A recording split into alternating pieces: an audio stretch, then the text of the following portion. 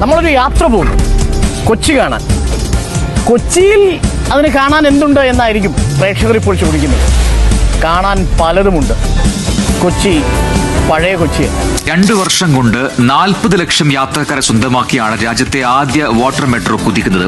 3-ാം വർഷം കൂടുതൽ സ്ഥലങ്ങളിലേക്ക് സർവീസ് വ്യാപിപ്പിക്കാൻ ഒരുങ്ങുകയാണ്. പിണറായി സർക്കാർ നാളെ 394 കുടുംബങ്ങളുടെ സ്വപ്നം യാഥാർത്ഥ്യമാക്കുകയാണ്. തല ചായ്ക്കാൻ ഇടമില്ലാതെ പ്രയാസപ്പെട്ട കുടുംബങ്ങൾക്ക് കൊച്ചിയിൽ വീടുകൾ ഒരുങ്ങുകയാണ്. അത്യാധുനികമായ ഉപകരണങ്ങൾ ഉൾപ്പെടെ ലഭ്യമാക്കി 6.4 ലക്ഷം ചതുരശ്രടി വിസ്തീർണത്തിലാണ് കൊച്ചിൻ ക്യാൻസർ റിസർച്ച് സെന്റർ പൂർണ്ണസജ്ജമായിരിക്കുന്നത്. ആധുനിക സൗകര്യങ്ങളോടെ നിർമ്മിച്ച പുതിയ എറണാകുളം മാർക്കറ്റ് കോംപ്ലക്സ് ഇതാണ്.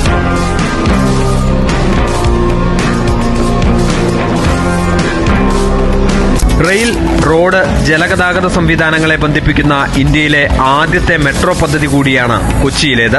അത്യാധുനിക ചികിത്സാ സൗകര്യങ്ങളോടെ എറണാകുളം ജനറൽ ആശുപത്രിയിൽ ക്യാൻസർ സ്പെഷ്യാലിറ്റി ബ്ലോക്ക് യാഥാർത്ഥ്യമായി.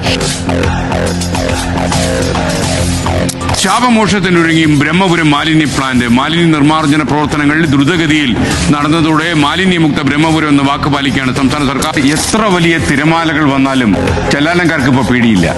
കൂറ്റൻ ടെട്രാപോഡ് ഭിത്തികളാണ് സംരക്ഷണത്തിനായി ചെല്ലാനത്ത് സ്ഥാപിച്ചിരിക്കുന്നത്. വൈറ്റില കുണ്ടന്നൂർ മേൽപ്പാലങ്ങൾ ജനുവരി 9-ന് മുഖ്യമന്ത്രി ഉദ്ഘാടനം ചെയ്യും. ഭാരപരിശോധന വിജയകരമായി പൂർത്തിയായതോടെയാണ് പാലങ്ങൾ തുറക്കാൻ അനുമതി നൽകിയത്.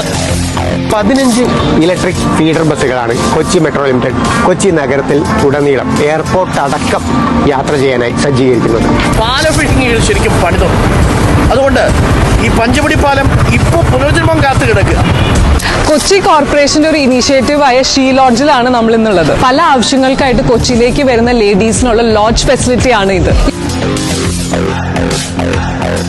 വൈദ്യുതി വിതരണ രംഗത്ത് കേരളത്തിന് വൻ കുതിച്ചുചാട്ടത്തിന്റെ പ്രതീക്ഷ നൽകിയാണ് ഇടമൺ കൊച്ചി പവർ ഹൈവേ യാഥാർത്ഥ്യമാവുന്നത്.